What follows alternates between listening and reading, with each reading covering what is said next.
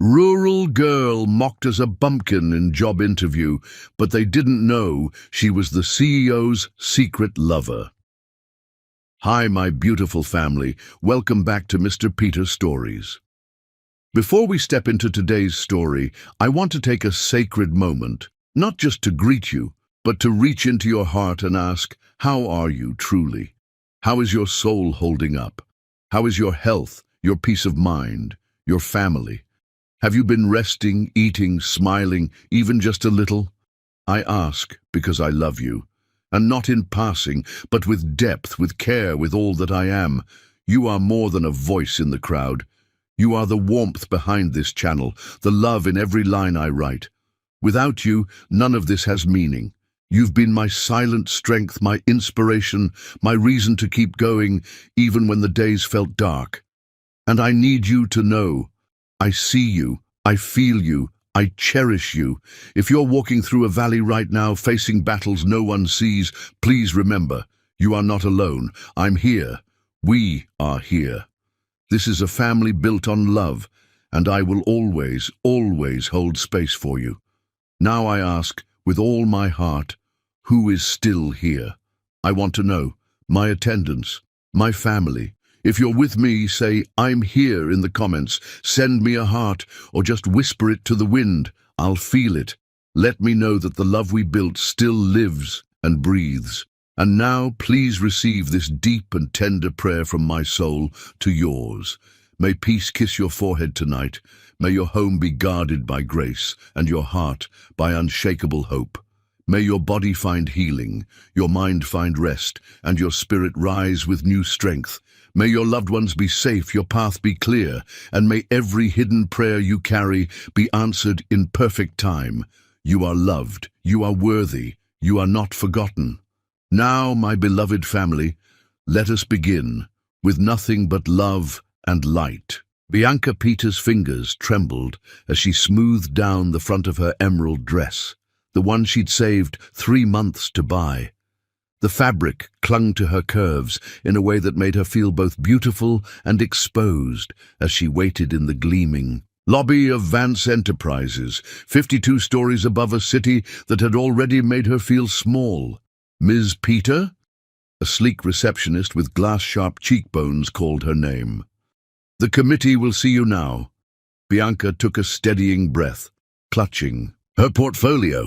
Inside were the agricultural research papers that had earned her summa cum laude honors, research that could revolutionize sustainable farming and had secured her this coveted interview at the most prestigious agricultural technology company in the country. The boardroom doors opened to reveal 5 executives, all men in identical charcoal suits, seated around a mahogany table that probably cost more than her family's entire farmhouse. Ms. Peter, please sit. The oldest executive gestured without looking up from her resume. Bianca settled into the chair, her back straight, chin high, the posture her mama had taught her when facing difficult situations. Thank you for this opportunity, gentlemen. I'm eager to discuss how my research in sustainable crop rotation could benefit Vance Enterprises' mission. The youngest executive smirked. You've got quite the unique background. Tell us, do people actually go to college where you're from, or was yours the first acceptance letter the town had seen? Heat rushed to Bianca's cheeks, but she maintained her composure. Clayton State University has an excellent agricultural program, sir. My thesis on drought-resistant crop development received recognition from, I'm sure it was very impressive by rural standards, interrupted another executive, his voice dripping with condescension. But Vance Enterprises operates on a global scale. The room seemed to close in around her as they continued, their questions becoming increasingly pointed. That accent, quite charming. Very country. Do they have computers on your family farm, or did you have to learn typing on this? Trip to the big city? Your dress is colorful. Is that what passes for professional attire in, where was it, Little Creek? Bianca's throat tightened with each barb, but she refused to give them the satisfaction of seeing her crumble. Instead, she answered each. question with dignity, redirecting the conversation back to her qualifications whenever possible. What Bianca didn't know was that Andrew Vance, 33-year-old CEO and heir to the Vance empire, was observing the interview through the one-way glass that lined the back wall of the boardroom. It was something he rarely did, usually trusting his executives to scout the best talent. But something about this candidate's resume had caught his attention. As the mockery continued, Andrew's jaw clenched. He'd built Vance Enterprises into a company that championed innovation, not this old boys club attitude he was witnessing. But it wasn't just professional disapproval that stirred within him. It was her. Even under the harsh fluorescent lights, Bianca Peter radiated quiet determination. Her smooth, dark skin seemed to glow with inner light, and when she spoke about agricultural sustainability, her eyes sparked with passion that made Andrew's breath catch. Despite the executive's cruelty, she maintained her composure with a grace that made the men across from her look increasingly petty. "One last question, Ms. Peter," said the head executive with a smirk. "Our company cultivates excellence from the ground up. Given your background, what makes you think you belong in our soil?" Bianca set down her pen, meeting his gaze directly. "Sir, I grew up understanding that the richest soil often looks like plain dirt to the untrained eye. My background, as you call it, taught me that genuine growth requires both innovation and respect for tradition, something I believed Vance Enterprises valued." Andrew felt something stir in his chest at her words. Admiration, certainly, but something else too, something he hadn't felt in years of boardrooms and business deals. "Well, that's all very poetic," laughed one executive. "Maybe you should have applied to the marketing department instead. They love pretty words with no substance." "Thank you for your time, Ms. Peter," the head executive said, already shuffling her resume to the bottom of his pile. "We'll be in touch." The dismissal was clear. With graceful movements that belied her inner turmoil, Bianca gathered her portfolio, thanked them with remarkable poise, and walked out with her head high. As the door closed behind her, Andrew watched through the glass as her shoulders finally slumped. The mask of composure cracked, revealing a flash of pain that twisted something in his chest. "Gentlemen," he said, pressing the intercom button. "My office, now."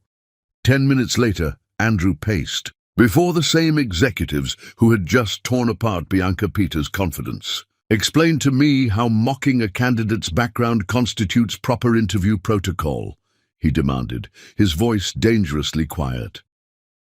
"Sir, we were merely testing her resilience," the youngest executive stammered. "This industry requires thick skin."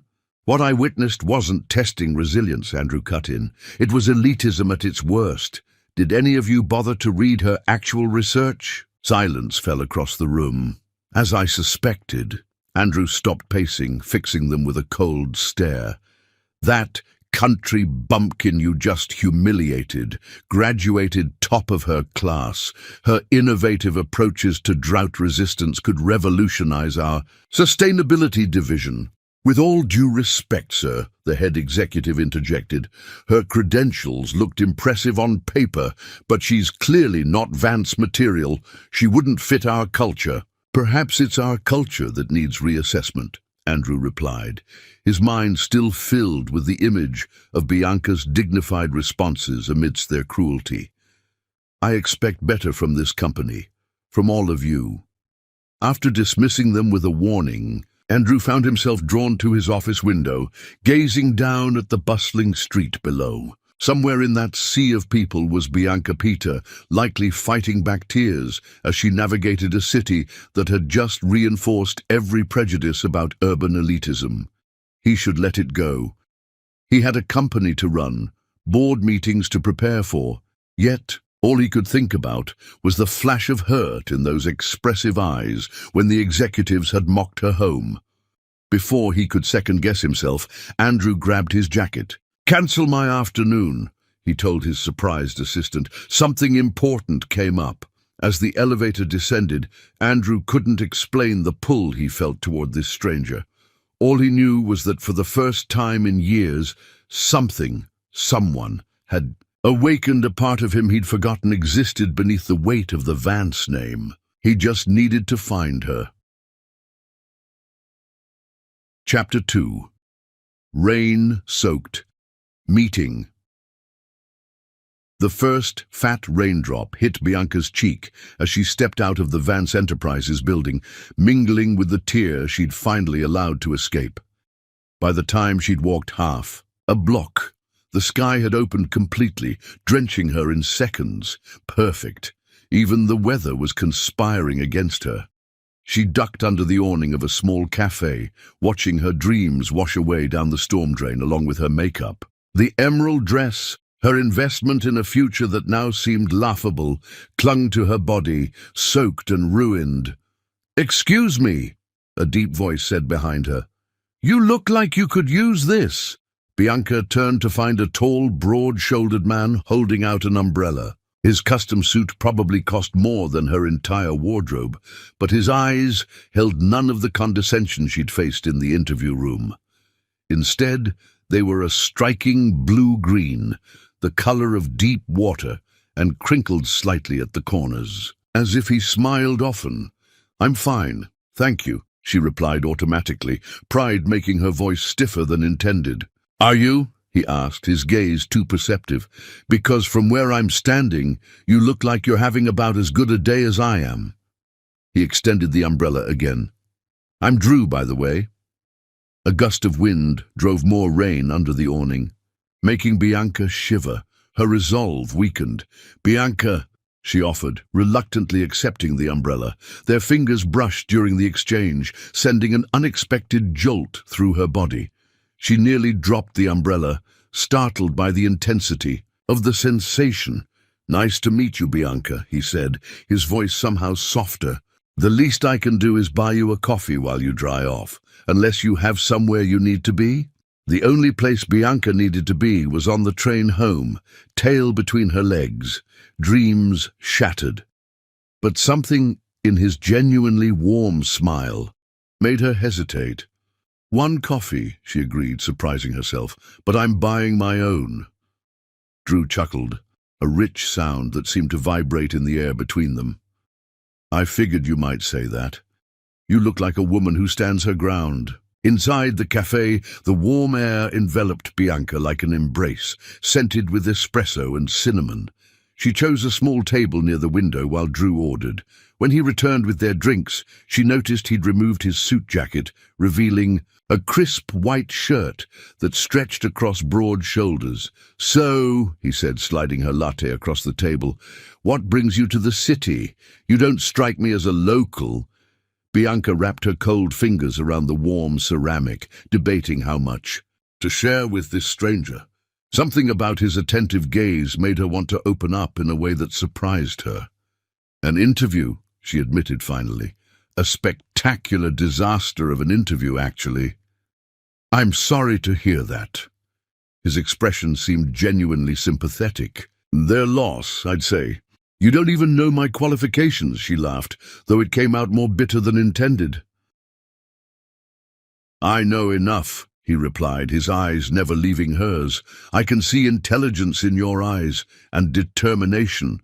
Those are rarer qualities than you might think."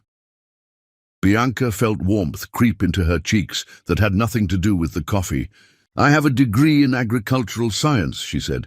"Sustainable farming practices. I thought I could make a difference." "You still can," Drew said. Something in his voice made her believe him, at least for a moment. "Just because one door closed doesn't mean there aren't others." The conversation flowed easily after that. Drew asked questions about her research, showing genuine interest in her ideas. He didn't once interrupt or talk down to her, something Bianca wasn't used to in professional settings. When she spoke about her family's farm, he leaned forward, truly listening. "So the technique essentially mimics natural ecosystems?" he asked after she'd explained her approach to drought resistance. "Exactly." Bianca felt her passion reigniting. Traditional farming methods often work against nature, but if we can work with ecological systems, we can create sustainable... She stopped suddenly, embarrassed by her enthusiasm. Sorry, I get carried away talking about this. Don't apologize, Drew said, reaching across the table. His fingers hovered near hers, not quite touching, but close enough that she could feel the heat radiating from his skin. It's refreshing to hear someone speak with such passion. Outside, the rain had stopped, but neither made a move to leave. One coffee turned into two, then a shared slice of chocolate cake. Bianca found herself laughing at Drew's stories, forgetting the humiliation of the morning. He never mentioned what he did for work, and she didn't ask, content in this bubble where credentials and backgrounds didn't matter. As afternoon faded into evening, Bianca realized with a start that she'd missed her train home. I should go, she said reluctantly. I need to find a hotel for tonight. Let me help, Drew offered immediately. I know this city well. He helped her find an affordable hotel just 3 blocks away, insisting on walking her there under the shared umbrella. Their bodies brushed occasionally, each contact sending a flutter through Bianca's stomach. At the hotel entrance, an awkward silence fell between them. Bianca realized she didn't want this unexpected connection to end. Thank you, she said softly, for turning around a terrible day. Drew's smile made her heart skip. The pleasure was entirely mine. He hesitated, then pulled a business card from his wallet. I'd like to see you again before you leave the city, if you're interested. Their fingers brushed again as she took the card, and this time neither pulled away quickly. The contact lingered, deliberate and charged with unspoken attraction. I'd like that, Bianca admitted, surprising herself with her boldness. As she watched him walk away, Bianca realized he hadn't given her a last name. The business card in her hand simply read Drew with a phone number. No company, no position, no credentials, just a name. And somehow that felt right. For the first time since arriving in the city, she'd been seen as just Bianca. Not a country girl, not an agricultural scientist, just herself. In her hotel room, Bianca slipped the card into her wallet, a smile playing on her lips. Perhaps tomorrow wouldn't be just about crawling home in defeat after all. What she couldn't know was that across town, Andrew Vance sat in his penthouse, staring at the phone number he'd scrawled on a simple card.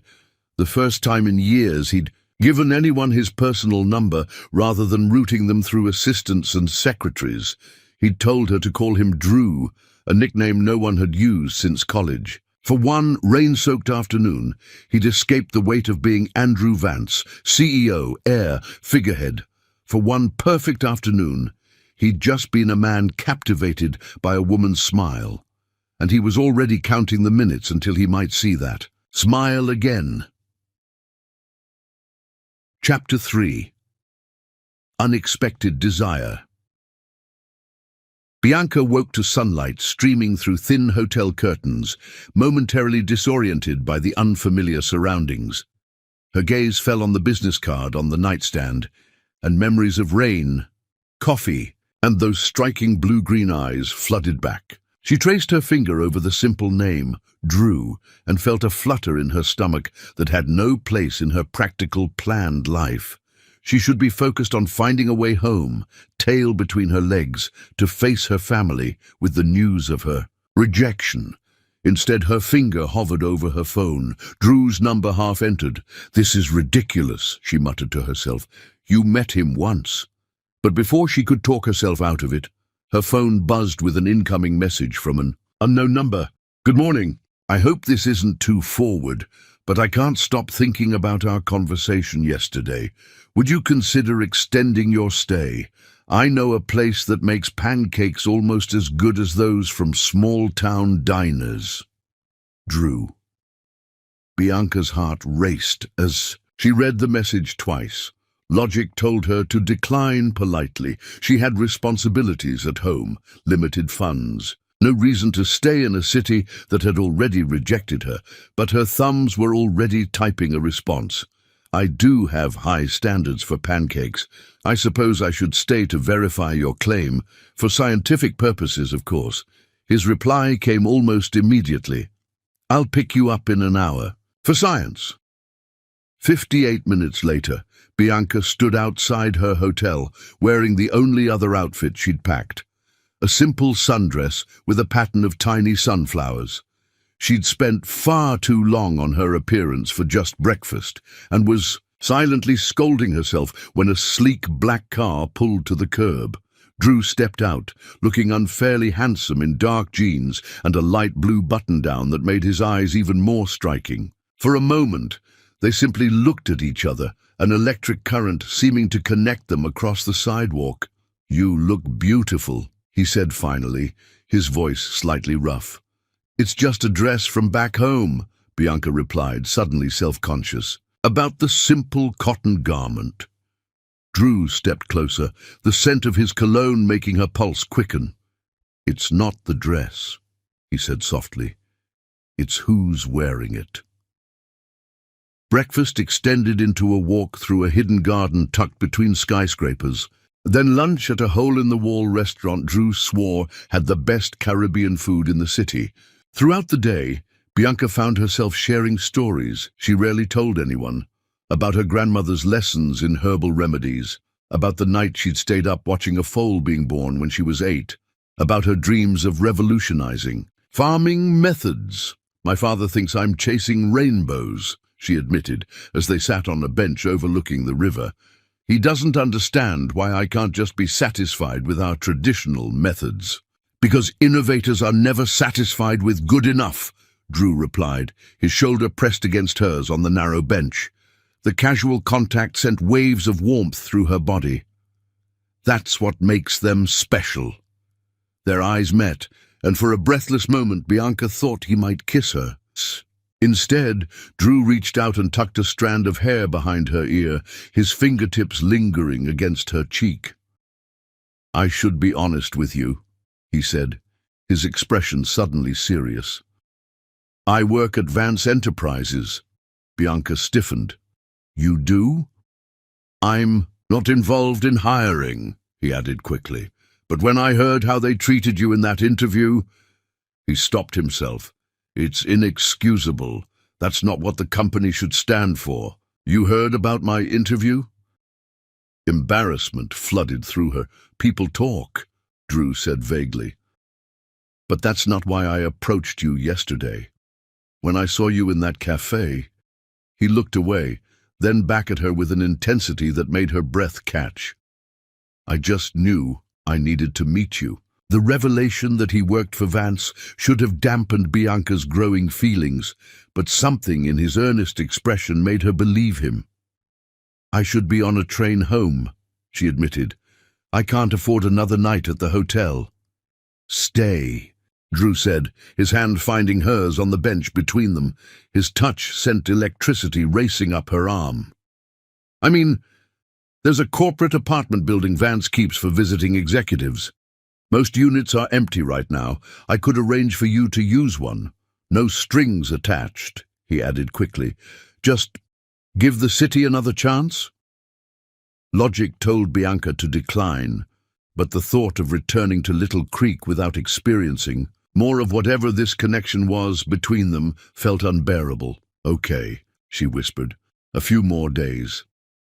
Those few days turned into a week of discovery, both of the city and each other.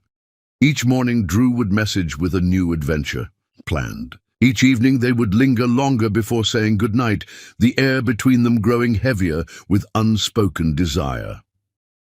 On the 5th night, they found themselves on the rooftop terrace of the corporate apartment building. The city lights spread. Before them, like fallen stars, Drew had brought dinner, a picnic of foods from all the places they'd visited together that week. "Did you know," Bianca said, her head resting against his shoulder as they sat side by side on a cushioned bench, "that in sunflower fields all the flowers turn to face each other on cloudy days when they can't see the sun? They find light in each other," Drew murmured, his arm around her shoulders, pulling her closer. "Exactly." She turned to face him, their faces now inches apart. "That's what you've been for me this week. Light when I thought there was only rejection." Confession hung in the air between them, more intimate than anything she'd shared before.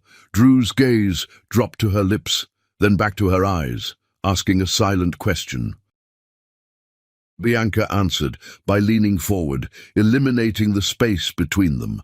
Their first kiss was gentle, exploratory, his lips warm and soft against hers. But when Bianca's hand moved to his chest, feeling his heart hammering beneath her palm, something shifted. Drew groaned softly, deepening the kiss, his hands sliding into her hair to cradle the back of her head. Heat bloomed between them, the kiss growing hungry, desperate. Bianca found herself being pulled onto his lap, her thighs straddling his as his hands mapped the curve of her waist, her back, her hips. She gasped when his lips found the sensitive spot just below her ear, his breath hot against her skin. "Bianca," he whispered, her name sounding like a prayer on his lips. "You have no idea what you do to me." The evidence of his desire pressed against her center, making her own needs spiral tighter. Bianca rocked against him instinctively, drawing a raw sound from deep in his throat. "We should stop," Drew said, even as his hands slid higher along her sides, his thumbs brushing the undersides of her breasts through her dress. "I don't want you to think this is all I—" Bianca silenced him with another kiss, bolder now. "I know," she breathed against his mouth. "I know exactly who you are." But she didn't, not really. And as Drew carried her to his apartment, both of them unable to keep their hands off each other in the elevator, he was painfully aware of the truth still hidden between them. "Tomorrow," he promised himself, as Bianca unbuttoned his shirt with trembling fingers. Tomorrow he would tell her everything. Tonight he would worship every inch of her body the way she deserved, committing to memory the taste of her skin, the sound of her gasps, the feeling of her coming apart in his arms. Tonight he was simply Drew, a man falling hopelessly for a woman who saw past every facade to the person he wished he could be. The secret of his true identity hung over him like a storm cloud on the horizon. But as Bianca whispered his name, the wrong name, against his lips, Andrew Vance knew with absolute certainty that he was already in too deep to turn back. Chapter 4. Betrayal. Bianca woke to sunlight streaming across unfamiliar sheets, and the ghost of kisses still tingling on her skin. For a moment, she simply breathed in Drew's scent from the pillow beside her.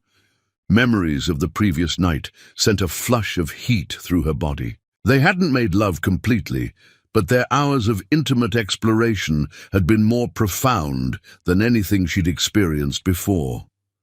The space beside her was empty, but she could hear movement in the kitchen. Wrapping the sheet around herself, Bianca padded to the doorway, pausing to admire Drew's bare back as he stood at the stove, wearing only low-hanging pajama pants.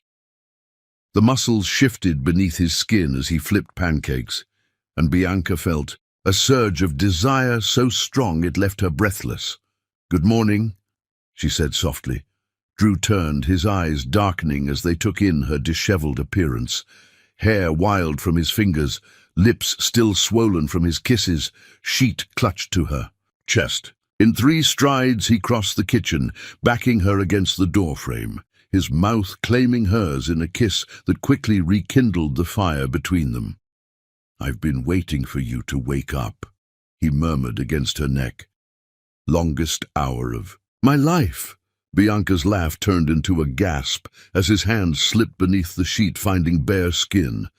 "The pancakes will burn," she managed to say as his touch left her knees weak. "I'll make more," he growled, lifting her into his arms and carrying her back toward the bedroom. Later, tangled in sheets damp with perspiration, they fed each other cooling pancakes between lazy kisses, maple syrup making everything sticky and sweet. "I have to tell you something," Drew said, his expression suddenly serious. about work." Bianca's phone rang before he could continue, her sister's ringtone cutting through the intimate atmosphere. Excusing herself, she took the call in the bathroom, quickly learning that her father had fired their farm manager after a heated argument about outdated techniques. Now they were short-handed during a critical planting period. "I'll catch a train home this afternoon," Bianca promised, guilt washing over her. She'd been lost in this fantasy with Drew while her family struggled. When she emerged, Drew was fully dressed, his expression unreadable. "Everything okay? I have to go home," she explained, gathering her scattered clothes. "Family emergency." "Let me drive you," he offered immediately. "I can have you there in half the time a train would take." Bianca hesitated, the division between her worlds suddenly stark. Drew belonged to gleaming skyscrapers and sophisticated restaurants, not dusty back roads and farmhouses in need of paint. "You don't have to do that." "I want to," he insisted, taking her hands in his. "Bianca, what I was trying to say earlier, there's something you should know about me before." Her phone rang again, this time the tone she'd set for potential employers. Her heart leapt. "I'm sorry I have to take this." The female voice on the other end was crisp and professional. "Ms. Peter, this is Catherine Morris from Vance Enterprises. I'm calling to offer you the position of research developer in our sustainability division." Bianca's knees weakened. She sank onto the edge of the bed, aware of Drew watching her intently. There must be some mistake. My interview didn't go well." "There's no mistake," the woman assured her. "The position reports directly to Mr. Vance himself. He was quite impressed with your credentials and innovative approach. Can you start Monday?"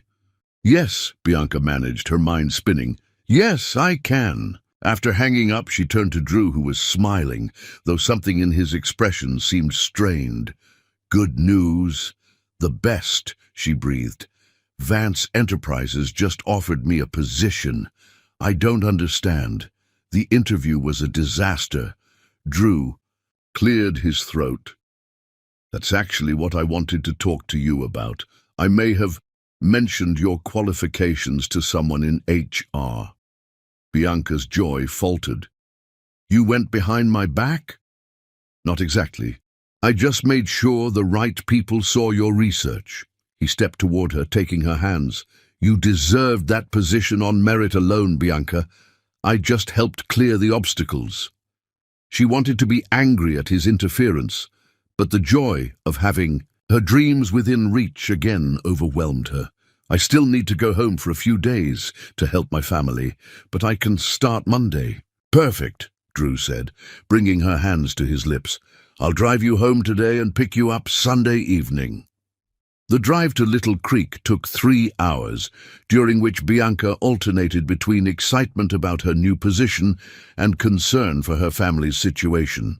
Drew listened attentively, asking thoughtful questions about both agricultural challenges and her childhood memories as they passed familiar landmarks. When they finally turned onto the long dirt drive leading to the Peter family farm, Bianca felt a flutter of nervousness. 2 worlds were colliding, her rural roots and this sophisticated man who had captured her heart in less than a week. "This is home," she said, as the weathered farmhouse came into view. "Not exactly what you're used to, I'm afraid." Drew surprised her by lifting her hand to his lips. "It's beautiful, honest, like you."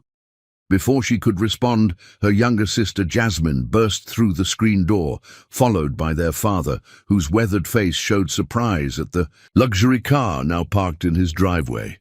The next hours passed in a blur of introductions and explanations. Bianca announced her new position to her family's delight.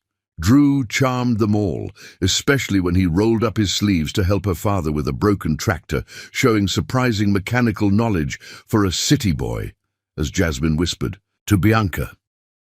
As sunset painted the sky in shades of gold and pink, Drew reluctantly prepared to leave, promising to return Sunday. Bianca walked him to his car, suddenly reluctant to let him go.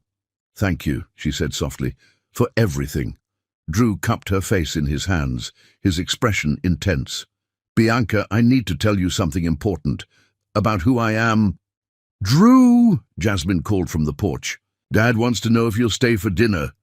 The moment broken, Drew sighed. "Sunday," he promised, kissing her deeply. "We'll talk then." The next 2 days passed quickly as Bianca helped her family catch up on planting. On Sunday afternoon, she packed a small suitcase, excitement building at the thought of seeing Drew again and starting her new position. Her father drove her to the train station, Drew having texted that morning that an emergency at work would prevent him from picking her up as planned. They'd agreed to meet at Vance Enterprises the next morning instead. Monday dawned bright and clear. Bianca dressed carefully in her best blouse and skirt, heart pounding with anticipation. The reception area of Vance Enterprises felt different, this time, full of possibility rather than intimidation. "Ms. Peter," the receptionist greeted her warmly. "Welcome to the team. Please sign these forms and I'll have someone show you to your office." As Bianca completed the paperwork, her gaze drifted to the wall behind the reception desk, where she hadn't noticed a portrait hanging before.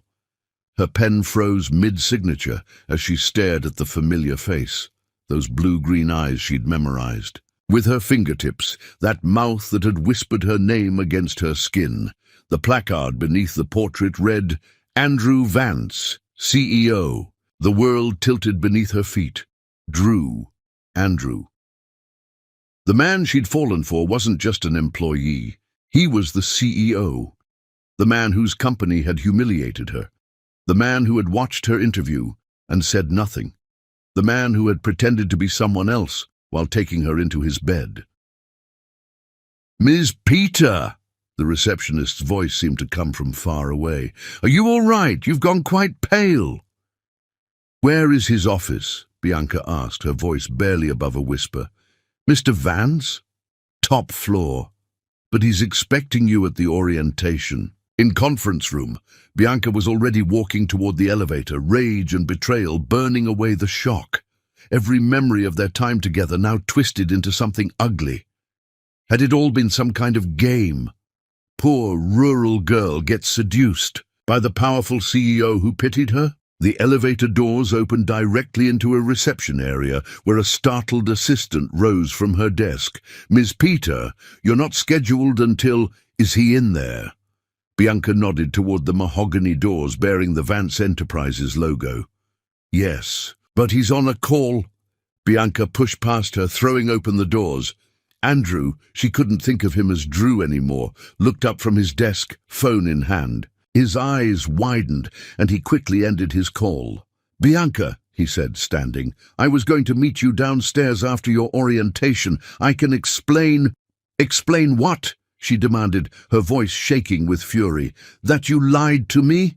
That you watched those men humiliate me and did nothing? That you seduced me while hiding who you really were?" Andrew moved around his desk, reaching for her. "That's not how it was.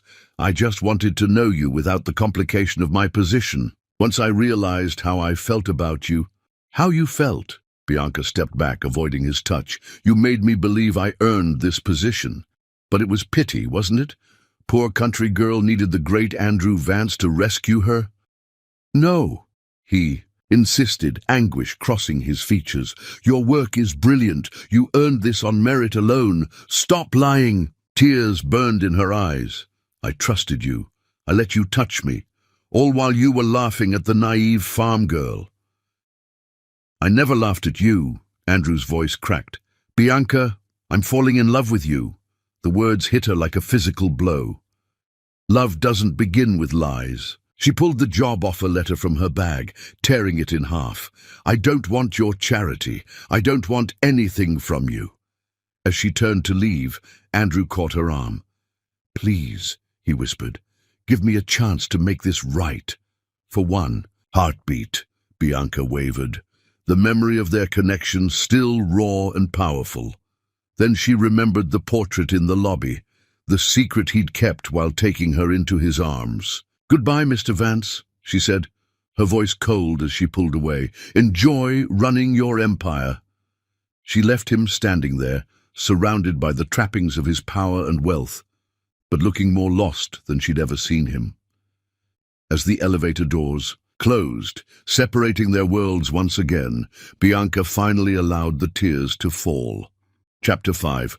Office Whispers. The train wheels clacked rhythmically beneath Bianca as she leaned her forehead against the cool window, watching the city's gleaming skyline recede into the distance. 2 weeks had passed since she'd walked out of Andrew Vance's office, her heart shattered and her pride in tatters. 2 weeks of ignoring his calls, deleting his messages unread, and trying to forget the taste of his lips on hers.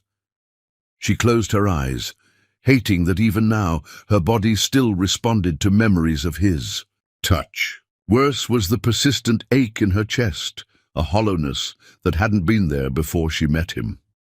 "Last call for Little Creek," the conductor announced, jolting Bianca from her thoughts. Home. She was going home defeated for the second time. Only this time, the rejection was self-inflicted. She'd torn up a job offer most people would kill for. Her father was waiting at the small rural station in his weather-beaten pickup truck. One look at his face told Bianca something was wrong. "What happened?" she asked as she slid into the passenger seat. "Banks called in the loan," he said, his voice tight. "We've got 90 days to come up with the money or they're foreclosing." Bianca's stomach dropped. How much? When he named the figure, she felt physically ill.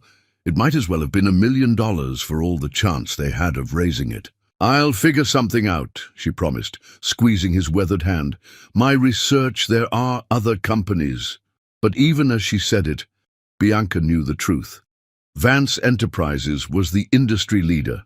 Other positions would take months to secure, if at all. The irony wasn't lost on her. The job she'd rejected out of pride could have saved her family's farm. 3 days later, Bianca's phone rang with an unknown number. She almost ignored it, thinking it might be Andrew trying from a different line, but something made her answer. "Ms. Peter, this is Catherine Morris from Vance Enterprises again." Bianca's fingers tightened around the phone. "I'm not interested in an... Mr. Vance has nothing to do with this call," the woman interrupted smoothly. "This is coming directly from the board of directors. We've reviewed your research, and we're prepared to offer you a position under our new Rural Development Initiative. The salary is double our previous offer, with a signing bonus that would be delivered immediately upon acceptance." Bianca's breath caught. The amount Catherine named for the signing bonus would cover her family's loan with money to spare. "Why would the board want me specifically?" she asked suspiciously. "Because your drought-resistant crop rotation system could save millions in agricultural losses annually. This isn't charity, Ms. Peter. This is business." Pride warred with necessity in Bianca's mind. Her family needed this money. And if she truly believed in her research, didn't she owe it to farming communities everywhere to implement it on a scale only Vance Enterprises could provide? "I have one condition," she said finally. "I report directly to the board, not to Mr. Vance." 24 hours later, Bianca stood once again in the gleaming lobby of Vance Enterprises, contract signed, bank transfer already completed to save her family's farm. The receptionist, a different one from before, directed her to the executive elevator that would take her to the research and development floor. "Your office is prepared, Miss Peter," the young woman said cheerfully. "Mr. Vance left specific instructions for your comfort." Bianca stiffened. "I don't report to Mr. Vance." The receptionist blinked in confusion. "Of course. I just meant he wanted to ensure you had everything you needed." The elevator ride seemed endless. When the doors finally opened, Bianca found herself in a spacious, light-filled laboratory space with floor-to-ceiling windows overlooking the city. A sleek glass office in the corner bore her name on the door, and inside she found top-of-the-line equipment and a handwritten note on her desk. She crumpled the paper without reading it, tossing it into the trash. Whatever Andrew had to say, she didn't want to hear it. For 2 weeks, Bianca threw herself into her work, arriving early and leaving late. She built a small team of researchers who respected her expertise, and the initial trials of her drought-resistant methods were showing promising results. The board was pleased, her family's farm was safe, and she was finally implementing the work she'd dreamed of her entire academic career. There was just one problem: Andrew Vance. Though he respected her request not to report directly to him, his presence was inescapable. She would catch glimpses of him in the hallway, feel his eyes on her during company presentations, hear his voice in adjoining conference rooms. Each encounter left her pulse racing and her composure rattled. Worse were the whispers. Despite her professional achievements, rumors spread through the company. She must be sleeping with someone important. How else does a farm girl get a corner office her first month? I heard Vance himself is obsessed with her. Bianca held her head high, ignoring the gossip. But one afternoon, as she worked late in her lab, she overheard voices from the break room across the hall. "Country pussy must be something special," a male voice sneered. "Vance hasn't looked at another woman since she arrived. Maybe she's got him wrapped around more than just her finger," another man laughed crudely. "Gentlemen," a third voice cut, in ice-cold and instantly recognizable. "Perhaps you'd care to repeat those comments in my office before you clear out your desks." Bianca froze, clipboard clutched to her chest as Andrew's voice continued, now lowered to a dangerous tone. "Ms. Peter is the most qualified person in this building to lead our rural development initiative. Her research will likely save this company millions within 5 years. If I hear anyone suggest otherwise again, termination will be the least of their concerns. Am I clear?" She should have felt vindicated by his defense. Instead, it only reminded her of the power imbalance between them, how easily he could destroy careers with a word, how wealth and privilege insulated him from the real-world concerns that kept her awake at night. Footsteps approached her lab, and Bianca quickly busied herself with her samples, heart pounding. The door opened. "Bianca!" His voice still affected her, damn him. She looked up, keeping her expression neutral, despite the way her pulse leapt at the sight of him. Andrew looked exhausted, dark circles under those blue-green eyes, his usually. Impeccable appearance, slightly rumpled. "Mr. Vance," she acknowledged coldly, "was there something you needed?" Pain flashed across his features at her formal tone. "I wanted to apologize for what you overheard. Those men have been terminated. I don't need you fighting my battles. I know." He took a step closer, then stopped himself. "Your work is exceptional, Bianca. The board is impressed." He ran a hand through his hair in a gesture so familiar it made her heart ache. "I miss you." The raw honesty in his voice nearly cracked her resolve. For a moment, Bianca remembered the man who had fed her pancakes in bed, who had listened to her dreams with genuine interest, who had looked at her like she was the most fascinating woman in the world. But then she remembered the lies. "Is there anything work-related you need, Mr. Vance?" she asked, proud of how steady her voice remained. Andrew's shoulders slumped slightly. "No, just..." He reached into his pocket and placed a small flash drive on her desk. The initial field. "Reports from Iowa, your drought-resistant rotation is outperforming traditional methods by 27%. Thought you'd want to see the data immediately." "Thank you," she said stiffly. He lingered a moment longer. "The company is having a fundraising gala this weekend. Key investors will be there. Your presence would be valuable in explaining the rural initiative." "Is that an order?" "Never," he said quietly. "Just a request. You're changing the future of sustainable agriculture, Bianca. People should know who's behind the innovation." After he left, Bianca sank into her chair, trembling slightly. Every encounter with Andrew left her emotionally drained, caught between anger at his deception and the treacherous longing that refused to die. The fundraising gala would be torture, hours in his orbit, watching him charm investors with that smile that had once been directed at her. But her professional pride wouldn't let her hide in the shadows. This was her research, her vision. She had earned the right to present it. Saturday evening found Bianca stepping from a company car outside one of the city's most exclusive hotels, wearing a gown of deep forest green that she'd splurged on with part of her signing bonus. The bodice hugged her curves before flowing into a skirt that whispered against the marble floor as she entered the ballroom. She felt his gaze immediately, like a physical touch across the crowded room. Andrew stood surrounded by executives, but his attention was fixed entirely on her. For a breathless moment, their eyes locked, and the noise of the party seemed to fade away. Then someone touched her elbow, breaking the spell. "Miss Peter, the board members are eager to hear about your work."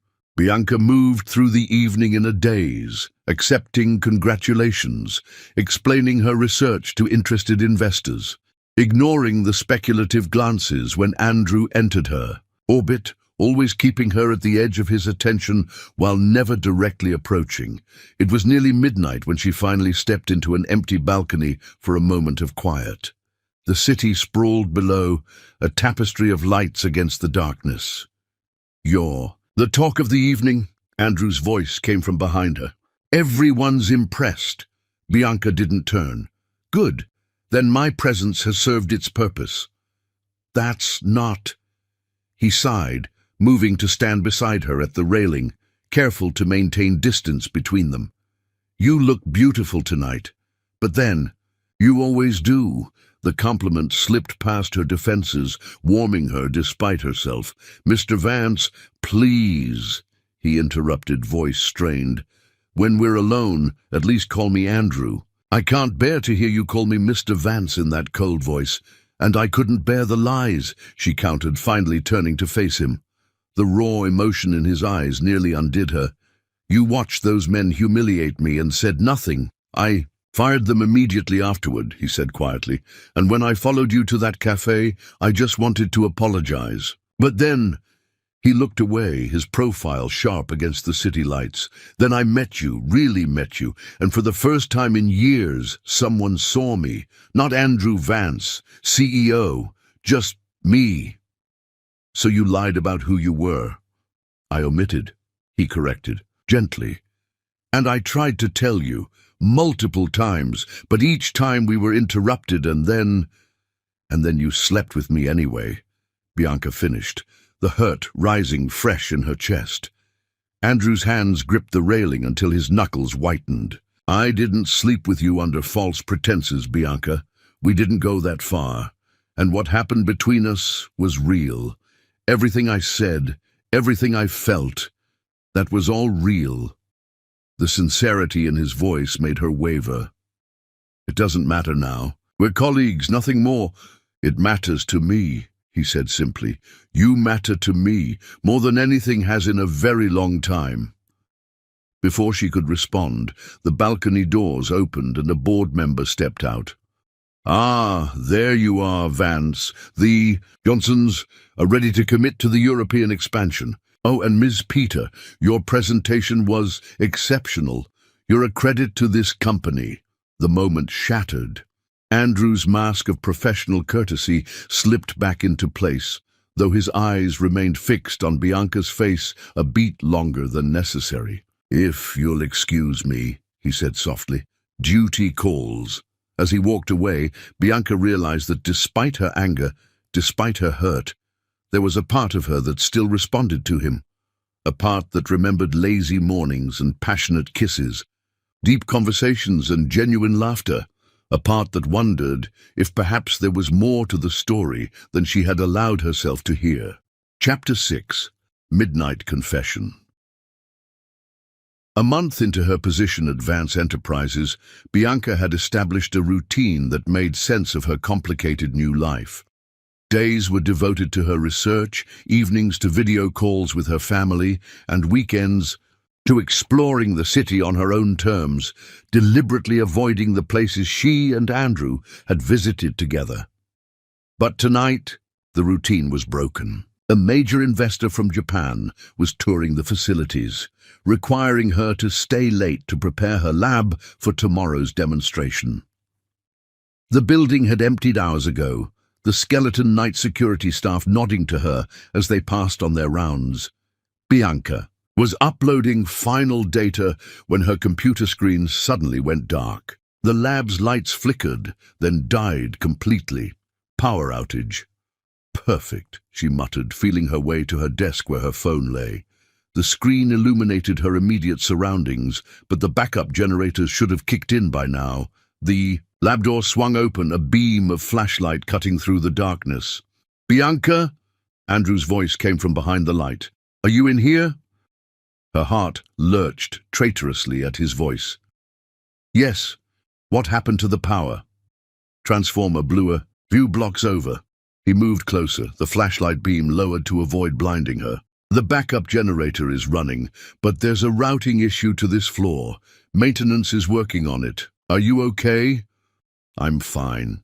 In the dim light from their phone screens, his features were softened, reminding her painfully of mornings waking up beside him, just losing work I hadn't saved. I thought everyone had gone home. He was close enough now that she could catch the scent of his cologne, the same one that had lingered on her skin after their night together.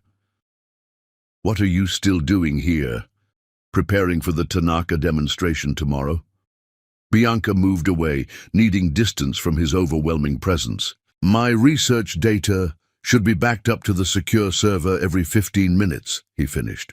"Standard protocol I implemented last year." Their eyes adjusted to the darkness, moonlight now filtering through the floor-to-ceiling windows, casting everything in silver and shadow. Andrew looked different in this light, less the untouchable CEO and more the man who had held her through the night. "I should go," Bianca said, gathering her purse. "I can finish from home. The elevators are down, emergency stairs only, and security protocol keeps the stairwell doors locked from the inside during a power outage. We need to wait for maintenance, to restore power or manually override the system." "How long?" Andrew checked his phone. "They're saying at least an hour." Trapped, alone, with him. The universe had a cruel sense of humor. An awkward silence fell between them, interrupted only by the distant sounds of the city below. Bianca moved to the wall of windows, gazing out at the twinkling lights, acutely aware of Andrew's presence behind her. "I never apologized properly," he said finally, his voice quiet in the darkness, "for deceiving you." Bianca closed her eyes. Briefly. "You don't need to—" "I do." His voice was closer now. She could feel the heat of him just behind her, though he didn't touch her. "When I saw you in that interview room, something happened to me, Bianca. Something I wasn't prepared for." She turned to face him, keeping her expression neutral despite the way her pulse raced. "Pity." "Recognition," he corrected softly. "I saw someone who reminded me of who I used to be before all this." He gestured to the gleaming lab, the trappings of corporate success. Someone real. The vulnerability in his voice threatened to unravel her resolve. "So you followed me." "I followed you," he admitted, "with every intention of apologizing for my executive's behavior and offering you a position right then. But when I saw you in that cafe, brave even in disappointment, so far from home but still standing tall, I couldn't bear to be Andrew Vance to you." "Why not?" Bianca's voice was barely a whisper. "Because Andrew Vance never gets to just be a man meeting a beautiful woman in a cafe." His eyes held hers in the moonlight. "He never gets to know if someone likes him for himself or for his position, his money, his influence. He never gets to fall in love based on connection alone." The word love hung in the air between them, charged and dangerous. "Those were the best days of my life," Andrew continued when she remained silent. "Just being Drew with you, seeing the city through your eyes, talking about dreams instead of quarterly projections." Bianca's resolve weakened at the raw honesty in his voice. "You still lied," I omitted. he corrected gently. I never invented a false background or pretended to be someone I'm not. I just left out my last name. A rather significant omission, yes. He ran a hand through his hair in that familiar gesture that always made him look younger, more vulnerable.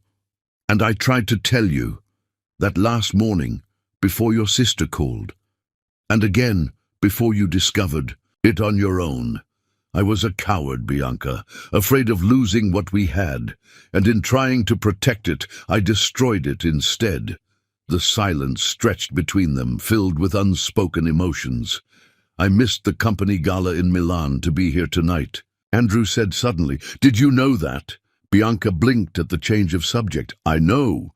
Why? Because I knew you were preparing for the Tanaka presentation.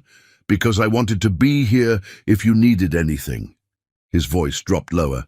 Because every minute in this building when I know you're here, I can't focus on anything else. The confession stole her breath. Andrew, I'm still falling in love with you, Bianca, he interrupted, the words tumbling out as if he couldn't contain them any longer. Despite your anger, despite your coldness, despite everything. And I suspect I'll keep falling even if you never forgive me. The raw emotion in his voice cracked something open inside her, the protective shell she'd built around her heart since discovering his identity. Before she could respond, a rattling file cabinet across the room distracted them both. I should. Check that, she said, grateful for the interruption, as she hurried across the darkened lab. Her hand brushed a stack of folders, sending them cascading to the floor in a chaotic array of papers. Damn it! Andrew was beside her instantly, kneeling to help gather the scattered documents. Their hands collided as they reached for the same paper, and the contact sent electricity surging up her arm. Neither pulled away.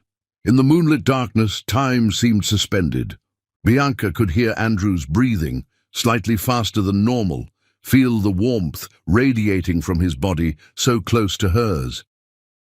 When she finally raised her eyes to his, the naked longing she saw there matched the ache in her own chest.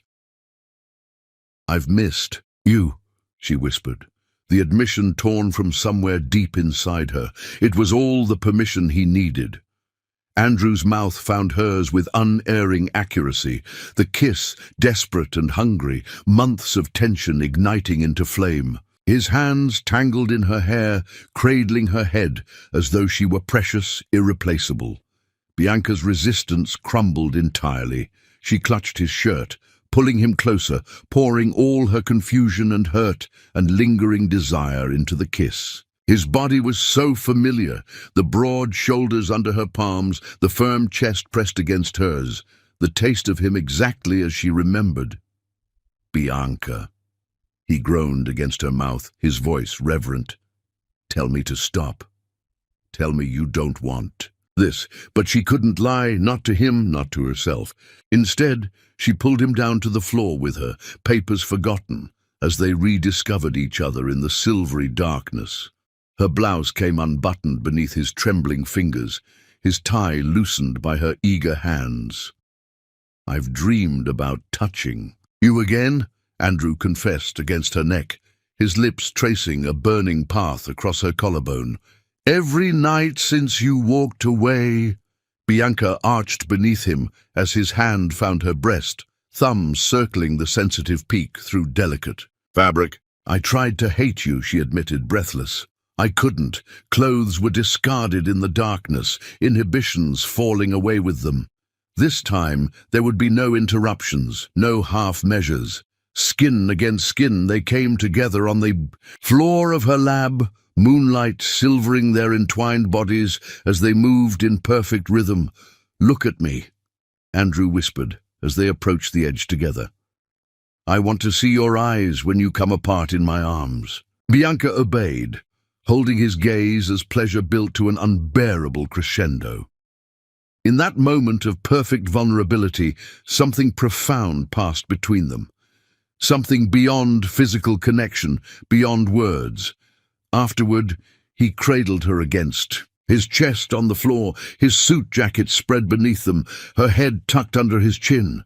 Neither spoke, afraid to break the fragile peace they'd found. The lights flickered, then blazed to life, reality intruding on their private world. Bianca, tensed, suddenly aware of their surroundings, the corporate lab, the scattered papers, their discarded clothes. Bianca, Andrew's voice was gentle as he felt her withdrawal. This wasn't just physical for me. You know that, right? She sat up, reaching for her blouse, suddenly shy. I don't know what it was. Yes, you do? He caught her hand, bringing it to his lips. You feel it too, this connection between us. It was there from the first moment. Before she could respond, her phone buzzed with an incoming call, her sister's ringtone. Bianca answered automatically, her mind still foggy with lingering pleasure. Bianca? Jasmine's voice was tight with anxiety. Dad's in the hospital. Heart attack. They don't know if he's going to make it. The world tilted beneath her. Bianca clutched the phone, her other hand reaching blindly for support and finding Andrew's steady grasp. I'm coming home, she managed, her voice breaking. I'll be on the first train. I'll drive you, Andrew said immediately, already gathering. Their clothes. We can be there in half the time. In the chaos of dressing and racing to his car, there was no time to process what had happened between them. Bianca moved on autopilot. Terror for her father overshadowing everything else. Andrew drove with focused intensity, pushing the limits of safety without frightening her further. Throughout the 3-hour journey, he held her hand across the console, a silent anchor in the storm of her fear. He'll be all right, he murmured when tears slipped silently down her cheeks. Your father is strong, like his daughter. The simple comfort of his presence was something Bianca couldn't deny she needed. Whatever complications existed between them, in this moment, she was grateful not to be alone. Chapter 7. Family Crisis. Dawn was breaking over the hills when Andrew's car pulled into the small, rural hospital parking lot. Bianca had spent the journey oscillating between numbing fear and fervent prayers. Andrew's hand a steady anchor in hers. Now, as the reality of her father's condition loomed before her, she hesitated, her hand on the car door. What if I'm too late? She whispered, voicing her deepest fear. Andrew turned in his seat, gently turning her face toward his. You're here now. That's what matters. The quiet confidence in his voice steadied her. Bianca nodded, then rushed into the hospital, Andrew following close behind. The rural facility was a far cry from the gleaming medical centers of the city. Just one floor, faded linoleum, and fluorescent lights that cast everyone in a sickly pallor. Jasmine rose from a plastic chair in the waiting area, her eyes red-rimmed from crying. Bianca, she fell into her sister's arms. They just took him for more tests. The doctor says it was a major heart attack. Her gaze shifted to Andrew, confusion momentarily overriding her distress. Who's a friend? Bianca said quickly. He drove me. How's Dad doing?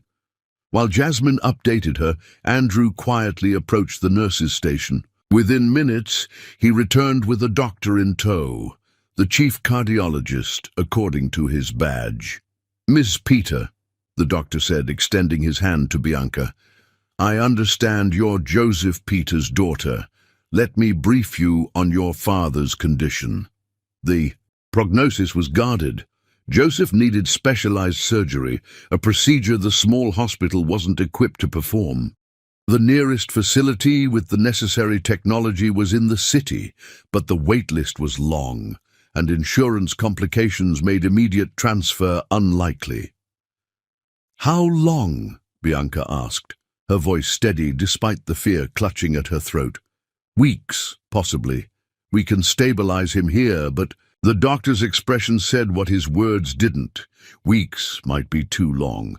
Andrew had remained silent throughout the consultation, but now he stepped forward. I'd like a word with you privately, doctor. Bianca watched them walk away. too exhausted to question Andrew's involvement. Half an hour later, he returned. "Your father is being transferred by helicopter to City Memorial within the hour," he said quietly. "They'll perform the surgery this afternoon." "How?" Bianca whispered, stunned. "The wait list, don't worry about that now." Andrew squeezed a hand. "Just be with your family. I've arranged for a car to take you all to the city. It should be here shortly." Jasmine stared between them, her exhaustion momentarily forgotten. "Who exactly are you?" Andrew extended his hand. "Andrew Vance." Her sister's eyes widened with recognition. "As in Vance Enterprises, the company Bianca works for?" "The very same," he confirmed with a small smile. Jasmine turned to Bianca, questions written across her face, but now wasn't the time for explanations. Their father was being prepped for transfer, and the sisters needed to gather essentials from home before following him to the city. "Come with us," Bianca said impulsively to Andrew. "To the house. I don't want to drive right now." The Peter family farmhouse looked smaller somehow as they approached, as if Bianca's time in the city had altered her perception. Peeling paint, a sagging porch step, the ancient oak tree with its tire swing, it was both achingly familiar and newly strange. While Jasmine rushed inside to pack bags, Bianca paused in the yard, overcome with memories and worry. Andrew stood beside her, silent but supportive, his presence a comfort she wasn't ready to examine too closely. "This is where I grew up," she said finally. "It's not much, but it's beautiful," Andrew interrupted softly. "I can feel the love in this place." His sincerity caught her off guard. This man who lived in penthouses and boardrooms was looking at her modest family home with genuine appreciation. No condescension, no pity, just understanding.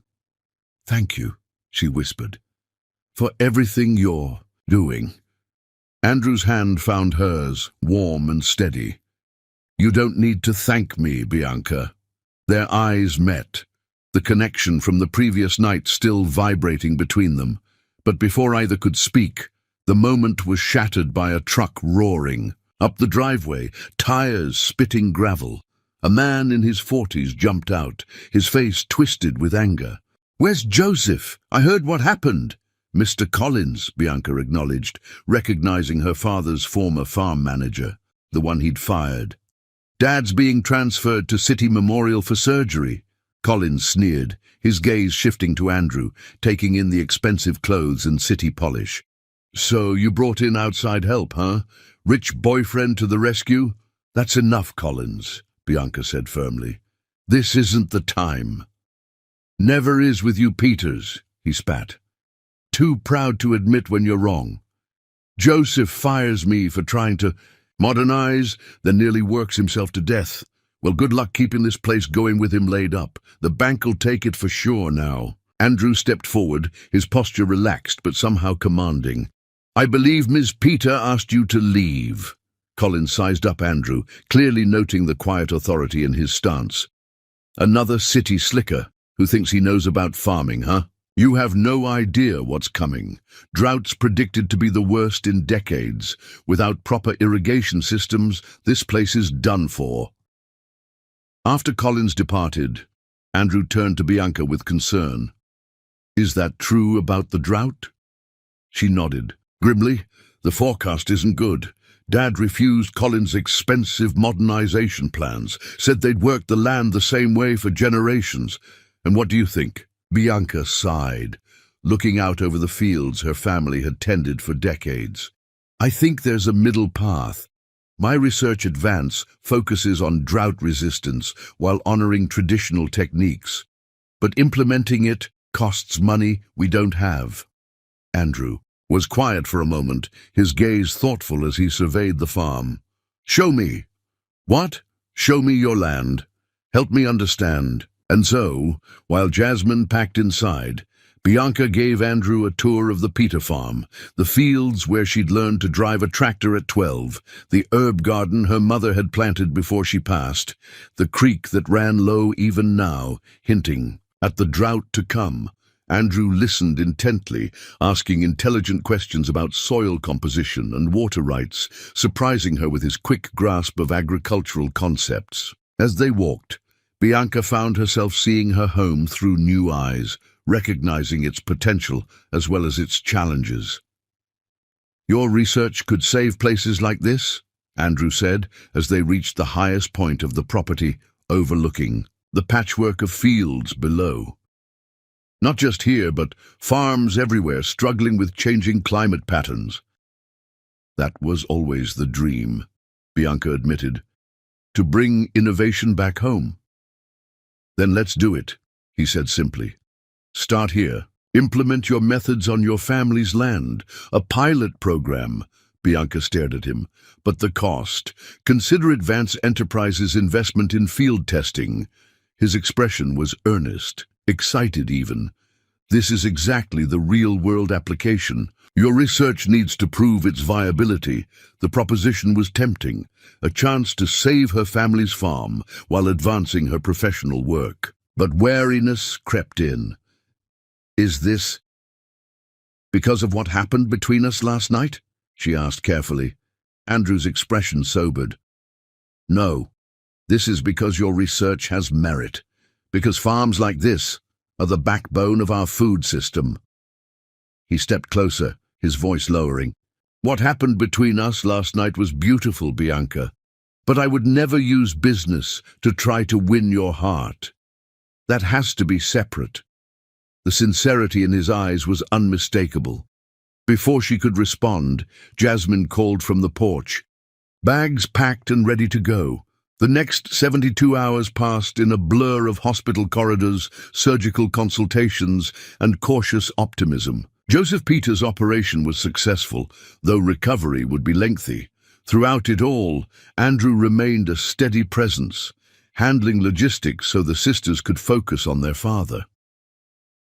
On the third evening, with Joseph resting comfortably and Jasmine dozing in a chair beside his bed, Bianca stepped into the hospital corridor for a moment of quiet.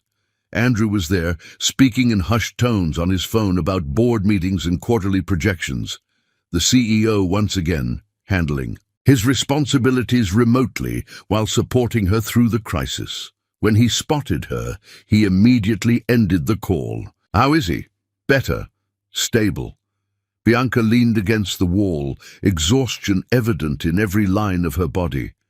"The doctor says he can go home in about a week, but he can't work the farm for months." Andrew nodded, concern etched on his features. "And you? How are you holding up?" The simple question, asked with such genuine care, cracked her composure. Tears she'd been holding back for days finally spilled over, and without hesitation, Andrew gathered her into his arms. "I'm so tired," she confessed against his chest, his shirt dampening with her tears. "I don't know how to save the farm and take care of Dad and keep my job. It's too much." His arms tightened around her, one hand cradling the back of her head. "You don't have to do it all alone, Bianca. I've always handled everything myself. It's what we do in my family." Andrew drew back slightly, looking into her eyes with an intensity that stole her breath. "Let me help you. Not as your boss, not as someone who wants—" He paused, choosing his words carefully. "Just as someone who cares about you." The hospital corridor light cast half his face in shadow, reminding her of that night in her lab. But this was different. No heated passion clouding her judgment, just the raw honesty of a man showing his true self in crisis. "Why?" she whispered. "Why do you care so much?" Andrew's thumb brushed away a tear from her cheek, the gesture unbearably tender. "Because in all my life, you're the only woman who saw me, really saw me, before you knew my name or my position. Because you challenge me to be better, because when I'm with you, I remember what truly matters." His confession hung in the air between them, more intimate than their physical union had been. This wasn't about desire or attraction, though both still hummed between them. This was something deeper, something more frightening in its implications. "I'm scared," Bianca admitted, her voice barely audible. "Not just about Dad or the farm, about you, about us, whatever this is." "I know." Andrew's forehead rested against hers, his breath warm against her lips. "I'm scared too, but I think some things are worth being afraid for." In the sterile hospital corridor, under harsh fluorescent lights, with the beeping of medical equipment in the background, Bianca made a decision. She rose on tiptoes and pressed her lips to his, not a passionate kiss like before, but a gentle promise. A beginning. When they parted, Andrew's eyes held a question. "I don't know what happens next," Bianca said honestly. "But I'm willing to find out together." His smile was like sunrise breaking over her family's fields, warm, bright with possibility, and full of promise for growth to come. Chapter 8. Storm of Feelings. 2 weeks after Joseph Peter's surgery, Bianca stood in her family's fields, clipboard in hand, surveying the irrigation trenches being dug by a team of workers. Overhead, dark clouds gathered on the horizon, promising rain, but delivering only humid, heavy air that pressed down like a physical weight. The meteorological data suggests we have 3 days before the storm front moves in, said the agricultural engineer beside her, one of several specialists Andrew had arranged to help implement Bianca's drought-resistant farming approach. "We need to complete the water retention system before then."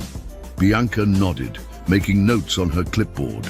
The transformation of the Peter farm over the past fortnight had been nothing short of miraculous. Where once there had been failing crops and outdated methods, now stood the beginnings of an innovative system combining her research with practical application. All courtesy of Vance Enterprises' Rural Development Pilot Program, Andrew's elegant solution to helping her family without wounding their pride. Her father, still recovering at home under Jasmine's watchful eye, had initially resisted the changes. Charity, he'd called it, until Bianca had shown him the contract naming their farm as an official research site, complete with compensation for their participation. "It's not charity, Dad," she'd explained, holding his hand in the hospital room. "It's science and business.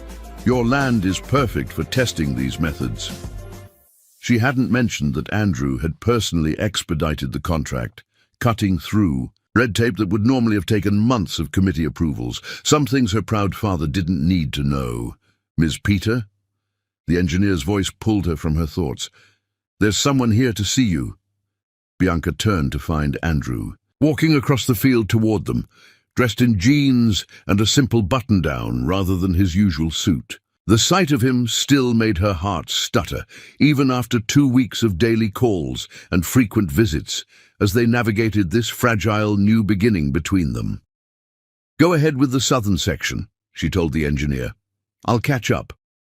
As the man walked away, Andrew reached her, his smile warming his entire face.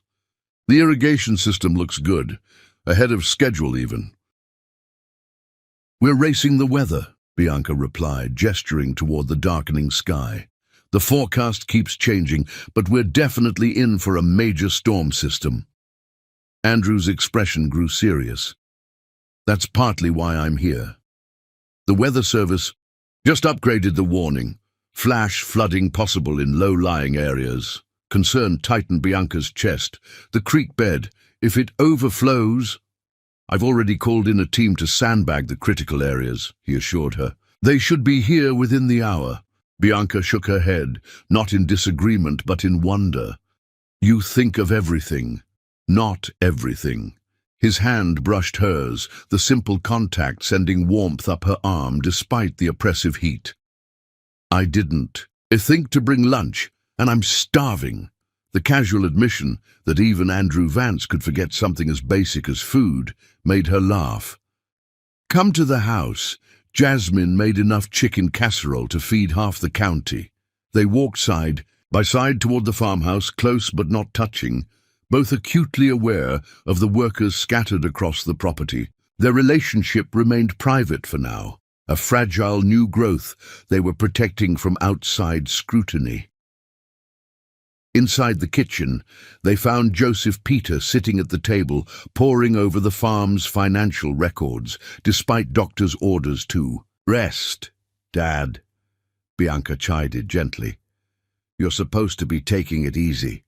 Joseph looked up, his weathered face brightening at the sight of his daughter, then growing more reserved as he noticed Andrew. Though he'd accepted the business arrangement, Joseph remained wary of the city executive who had taken such interest in their farm, and, Joseph suspected, in his daughter. "Mr. Vance," he acknowledged with a nod, "come to check on your investment?" "Just visiting," Andrew replied easily, seemingly unfazed by the older man's coolness. "And hoping to steal some of that casserole I've heard so much about." Jasmine bustled in from the pantry, breaking the tension with her cheerful presence. "You're just in time. I was about to call Bianca in for lunch anyway." The meal that followed was a study in contrasts. Jasmine chattering happily about the farm improvements, Joseph watching Andrew with cautious assessment, and Bianca caught between them, hyper-aware of Andrew's presence beside her at the table that had been her family's gathering place for generations. "These methods you're implementing," Joseph said suddenly, addressing Andrew directly, "they're really Bianca's research, aren't they? Not some corporate technique Vance Enterprises developed." Andrew set down his fork, meeting the older man's gaze with respect. "Absolutely. I recognized the genius of her approach immediately. All I did was provide resources to implement what she'd already created." Joseph's expression softened slightly. "She always was the smartest of my children. Even as a little girl, always asking why we did things certain ways, always looking for better methods." "Dad," Bianca protested, embarrassed. "It's true," Joseph continued, his voice gruff with pride. "Got her mother's brains and my stubbornness. Dangerous combination." Andrew smiled, his eyes finding Bianca's across the table. "I've noticed both qualities. They're quite compelling." The loaded word hung in the air, charged with meaning beyond professional admiration. Jasmine's gaze darted between them, a knowing smile playing on her lips, while Joseph's eyes narrowed slightly. Before the moment could grow more awkward, a loud knock came at the door. One of the field engineers stood on the porch, soaked despite the fact that it hadn't yet started raining. "Miss Peter, Mr. Vance, the creek's rising fast. Something must have broken upstream. We need to move the equipment to higher ground immediately." The leisurely lunch forgotten, everyone sprang into action. Despite his weakened condition, Joseph insisted on helping coordinate from the house, using his lifetime of knowledge about the farm's topography to direct workers to the most vulnerable areas. Outside, the sky had darkened to an ominous greenish-black, wind whipping through the trees with increasing fury. Bianca and Andrew raced to the fields, where workers scrambled to secure equipment and protect freshly installed irrigation systems. "The eastern field is the lowest point," Bianca shouted over the rising wind. "If the creek overflows its banks, I'll take a team there," Andrew called back. "You focus on the seedlings we just planted." Bianca wanted to argue. The eastern field was the most dangerous area if flooding occurred, but there wasn't time. With a quick nod, she gathered several workers and headed for the vulnerable seedling beds they'd just established the day before. For the next 2 hours, they worked against the clock and the elements. The rain, when it finally came, didn't start. Gradually, but dropped like a wall of water, drenching everyone within seconds. Thunder cracked overhead, lightning illuminating the darkened landscape in stark flashes that revealed churning clouds and bending trees. By the time Bianca had secured tarps over the most vulnerable seedlings, her clothes were plastered to her. Skin and mud caked her boots, making each step a supreme effort. As she directed the last of her team toward the barn for shelter, she realized she hadn't seen Andrew in over an hour. Panic clawed at her throat. The eastern field, the creek. Fighting against the wind and driving rain, Bianca made her way toward the lowest part of the property. The normally placid creek had transformed into a roaring torrent, its banks already overflowed in several places. Through sheets of rain, she could make out figures struggling with sandbags, trying to divert the water from the fields. And there was Andrew, in the midst of it all, soaked to the skin, his expensive shirt torn, mud streaking his face as he worked. Alongside the farmhands, as if he'd done physical labor all his life. "Andrew!" she called, but the wind snatched her voice away. As she watched in horror, one of the sandbag barriers gave way under the pressure of the surging water. Andrew, standing too close, was knocked off his feet by the sudden rush. For one terrifying moment, Bianca lost sight of him in the muddy torrent. "Andrew!" she screamed, racing toward the flood without thought for her own safety. He surfaced a few yards downstream, coughing and sputtering but alive. Bianca and two farm workers reached him simultaneously, dragging him from the water's clutches onto the muddy bank. "Are you hurt?" Bianca demanded, her hands frantically checking him for injuries, heedless of the rain still pouring down on them. Andrew coughed up creek water, then managed a weak smile. "I'm okay, just taking an unexpected swim." Relief made her knees weak. Without caring who might see, Bianca threw her arms around him, burying her face against his neck, feeling his strong heartbeat against her chest. "Don't you dare scare me like that again," she whispered fiercely. His arms tightened around her, one hand cradling the back of her head. "Never," he promised against her hair. The storm continued to rage around them, but in that moment, clinging to each other in the mud and rain, something shifted between them, fear crystallizing into certainty, attraction deepening into something neither was ready to name but both could feel.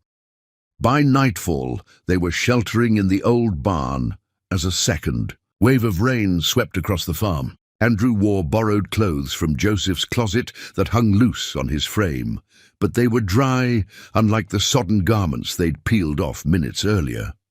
The barn was dim, lit only by a battery-powered lantern that cast long shadows and bathed everything in golden light. "You could have been killed," Bianca said, breaking the charged silence between them. "It was just water," he replied, but his casual tone didn't match the intensity in his eyes. "It was a flash flood," Bianca corrected, moving closer to him. "People die in less." Andrew reached for her hand, gently pulling her to stand before him. "I'm fine, Bianca. We saved what we could. The rest can be repaired or replanted." "That's not the point." Her voice trembled slightly. "You were out there like it was your own farm, like it mattered to you personally. It does." His thumbs traced circles on the backs of her hands, his gaze never leaving hers. "Because it matters to you." The simple declaration undid her completely. Bianca's last defenses crumbled as she leaned down, capturing his mouth with hers in a kiss that spoke of fear and relief and something far deeper that neither had yet named. What began as comfort quickly ignited into passion. Andrew pulled her closer until she straddled his lap in the hay, their bodies remembering the connection they'd shared that night in her lab. His hands slid beneath her borrowed flannel shirt, finding warm skin still damp from the rain, while his mouth traced a burning path down her throat. "I was so scared," Bianca confessed against his ear, her fingers tangled in his hair. "When I couldn't see you in the water." Andrew pulled back slightly, cradling her face between his palms. "I'm falling in love with you, Bianca Peter," he said, the words simple and devastatingly honest. "I think I have been since that first day in the cafe." Bianca's heart seemed to stop, then race forward at twice its normal speed. "Andrew, you don't have to say anything," he interrupted gently. "I just needed you to know. After today, after nearly being swept away, I realized life is too short for half-truths and waiting for perfect moments." Instead of answering with words, Bianca kissed him again, pouring all her complicated feelings into the connection between them. Their bodies spoke what their voices could not yet fully articulate, finding in each other shelter from the storm raging both outside and within their hearts. Later, as they lay entwined on a makeshift bed of hay and old blankets, Andrew traced lazy patterns on her bare shoulder. "I've never felt this way," he admitted quietly, "like I've found something I didn't even know I was missing."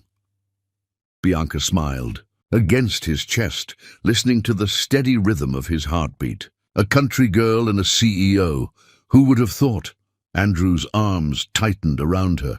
"I don't care about any of that. CEO, farmer, city, country, none of it matters. Just you, just us."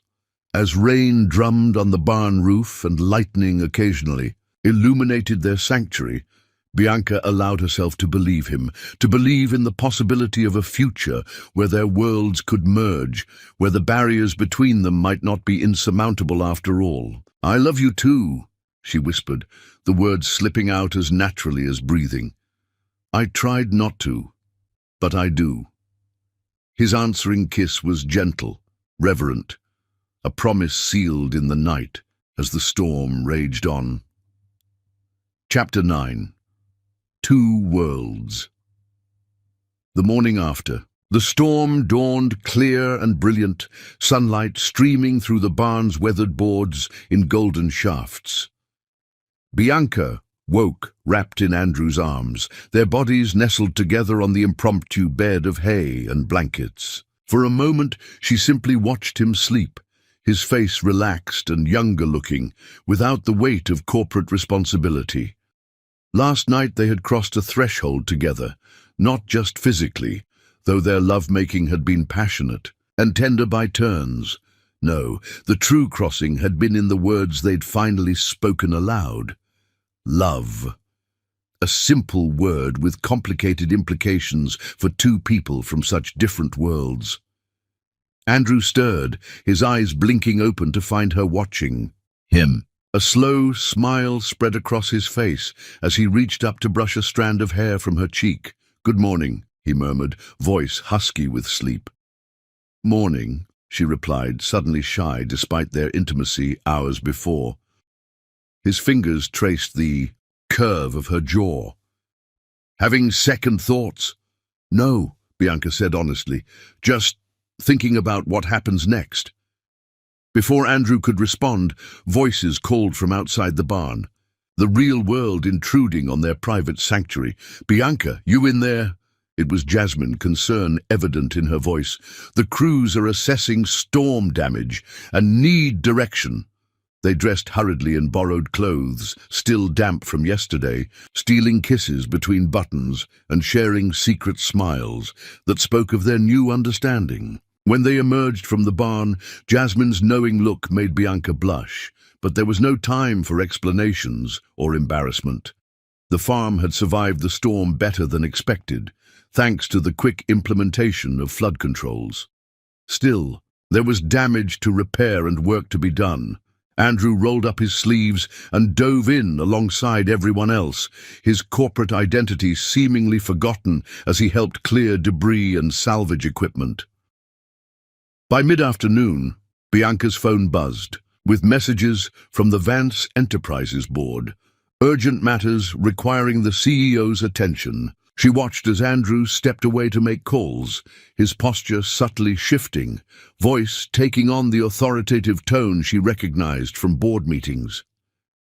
"He can't stay here forever, you know," Jasmine said quietly, appearing at her side. "That's Andrew Vance over there. He has a company to run." "I know who he is," Bianca replied, unable to keep a defensive note from her voice. Jasmine's expression softened. "I didn't mean it like that. I'm happy for you, really. Just be careful with your heart, sis. Your worlds are very different." The reminder was unnecessary but sobering nonetheless. By evening, Andrew was preparing to return to the city, pressing a key into Bianca's palm before he left. "My penthouse," he explained, "for when you come back to the city next week for the board presentation. Stay with me." The invitation was both thrilling and intimidating, a glimpse into what a shared life might look like. Bianca closed her fingers around the key, feeling its weight as both promise and question. "I'll be there," she promised, standing on tiptoes to kiss him goodbye. As his car disappeared down the dusty drive, Bianca couldn't help wondering if last night's storm had swept them into something beautiful or dangerous. Or perhaps both. 6. Days later, Bianca stood in the elevator of Andrew's building, key in hand, heart racing with anticipation. Her presentation to the Vance Enterprises board was scheduled for the following morning, a comprehensive report on the initial success of her drought-resistant farming techniques as implemented on her family's land. The penthouse door opened to reveal a space both luxurious and surprisingly warm. Floor-to-ceiling windows showcased the glittering city skyline, but natural materials and earth tones made the space feel welcoming rather than coldly opulent. On the kitchen island sat a vase of wildflowers, not exotic blooms from some high-end florist, but familiar country blossoms that could have been plucked from her family's fields. "Welcome home," Andrew's voice came from behind her. She turned to find him watching her from the hallway, his expression a mixture of hope and uncertainty. Home. The word hung between them, weighted with possibility. "It's beautiful," Bianca said, moving toward him. "I was hoping you'd like it." His arms encircled her waist, drawing her close. "I've been thinking about you here constantly." Their reunion was sweet and passionate, the week's separation fueling their desire. Hours later, tangled in his sheets with the city lights twinkling beyond the windows, Bianca felt both perfectly at peace and strangely disoriented. This penthouse, these silk sheets, this glittering view, they belonged to Andrew's world, not hers. "What are you thinking about?" he asked, propping himself on one elbow to study her face. "How different this is from the barn," she admitted with a small smile. "Considerably less hay," Andrew laughed, the sound warming her from within. "I don't know, I found that hay surprisingly comfortable." His expression grew more serious. "Does it bother you, all this?" He gestured to the luxurious surroundings. Bianca considered the question honestly. "Not bother exactly, it's just... not me, not where I come from. It's just stuff, Bianca." His hand found hers beneath the sheets. "None of it matters compared to how I feel about you." She wished it were that simple. But as she drifted to sleep in his arms, Bianca couldn't help wondering if two people from such different backgrounds could truly build a life together. Or if this was just a beautiful interlude, doomed to end when reality reasserted itself. Morning brought a new challenge. As Bianca dressed for her presentation, Andrew's assistant called to inform him that several key board members had requested a private breakfast meeting beforehand. "I'm sorry," he said, already knotting his tie with practiced movements. "It's probably about the European expansion. I should be done before your presentation." "It's fine," Bianca assured him, though disappointment flickered through her. She'd hoped for his steadying presence as she prepared. Alone in his penthouse, Bianca felt suddenly out of place among the expensive furnishings and designer touches. She moved to the window, gazing out at the city that had once intimidated her, but now contained pieces of her heart, both in her work at Vance Enterprises and in her relationship with Andrew. Her phone buzzed with a text from Jasmine. "Good luck today. Dad's already bragging to the neighbors about his genius daughter presenting to those city suits. We love you." The message centered her, reminding Bianca of who she was and where she came from. Whatever happened with Andrew, whatever challenges, their different backgrounds presented, she was still Bianca Peter, farm girl, agricultural scientist, woman of value in her own right. 3 hours later, Bianca stood before the Vance Enterprises board, presenting the preliminary data from her family's farm. The numbers spoke for themselves. Increased yield projections, reduced water usage, and significantly improved soil health. Her drought-resistant techniques weren't just theoretical anymore. They were proving successful in real-world conditions. "These results are impressive, Ms. Peter," said Eleanor Winters, the most senior board member. "If these numbers hold true at scale, Vance Enterprises could revolutionize agricultural sustainability worldwide." Pride swelled in Bianca's chest as she fielded questions confidently. This was her expertise, her passion, her contribution to both worlds she inhabited. "One question remains," said another board member, a silver-haired man whose name Bianca couldn't recall. "Why the Peter Farm specifically? There are larger operations that would provide more comprehensive data sets." Before Bianca could respond, Andrew stepped in smoothly from his position at the head of the table. "The Peter Farm offers unique soil conditions, particularly challenging for traditional farming methods. If our techniques succeed there, they'll succeed anywhere." It was a good answer, logical, business-focused, but Bianca noted the quick glances, exchanged among several board members, the subtle raising of eyebrows. They knew, or at least they suspected, that Andrew's interest wasn't purely professional. As the meeting concluded to enthusiastic approval of continued funding, Bianca gathered her materials, hyper-aware of the whispers and speculative glances following her. Once again, she was the outsider here, the country girl who didn't quite belong in the sleek corporate environment. "Ms. Peter." Bianca turned to find Eleanor Winters beside her, elegant in a tailored suit that probably cost more than Bianca's entire wardrobe. "Your presentation was excellent," the older woman said, "though I must say I find myself curious about your relationship with our CEO." Bianca stiffened. "My research stands on its own merits, Ms. Winters." "Of course it does," Eleanor agreed smoothly. "I wouldn't have voted to expand funding otherwise. But you should know that Andrew's position comes with certain expectations. Family connections matter in our world. Previous relationships have faltered under such pressure." The warning was gentle but unmistakable. Bianca maintained her composure with effort. "Thank you for your concern, but my personal life is my own business." Eleanor's smile didn't reach her eyes. "For now, perhaps, but if things progress between you and Andrew, it becomes the board's business as well.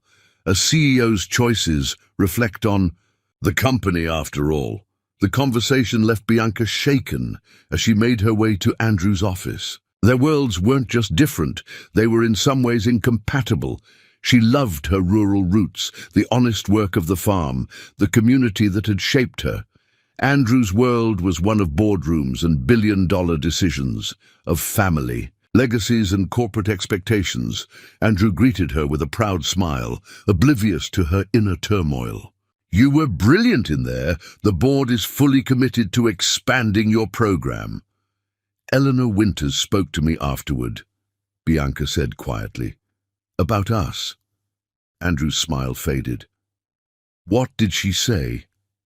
"Essentially that I'm not the right kind of woman for the CEO of Vance Enterprises, that your position comes with expectations about suitable partners." Anger flashed across Andrew's features. "That's not her place." "But she's not wrong, is she?" Bianca interrupted gently. "Your world has rules, mine doesn't. Expectations I've never had to consider." Andrew crossed the office to take her hands in his. "None of that matters to me, Bianca. I love you. We'll figure out the rest together." His conviction was touching, his faith in their love absolute. But as they left the office building that evening, Andrew nodding to security guards who knew him by name, business associates greeting him with deference, Bianca felt the gulf between their worlds more keenly than ever. That night in his penthouse, their lovemaking held a desperate edge, as if both were trying to bridge the invisible distance growing between them. Afterward, lying in his arms, Bianca voiced the fear that had been building all day. "What if love isn't enough?" she whispered against his chest. "What if our worlds are too different?" Andrew's arms tightened around her. Then we create our own world, he replied, his voice fierce with determination, one where we both belong.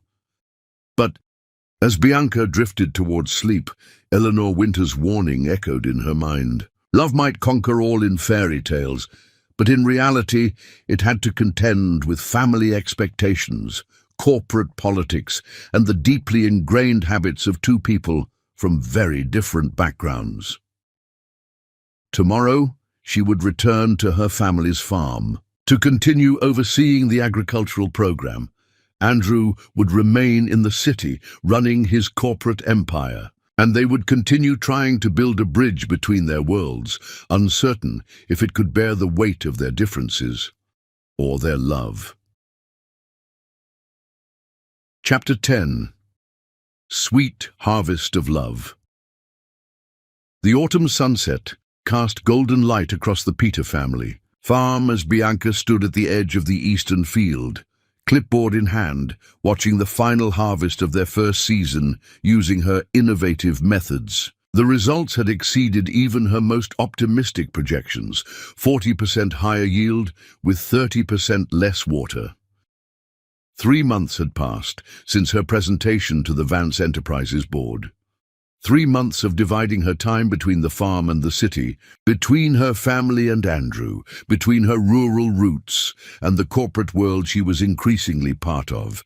Their love had deepened despite the challenges of their different worlds, but Bianca couldn't shake the feeling that eventually they would be forced to choose one life or the other. Admiring your success, Andrew's voice came from behind her. She turned to find him walking toward her, dust from the harvest clinging to his jeans and t-shirt. These days, he looked as comfortable on the farm as he did in a boardroom, a transformation that both surprised and delighted her. Our success, she corrected, sliding into his embrace. I couldn't have implemented any of this without you. He pressed a kiss to her forehead. There's something I want to show you. A surprise.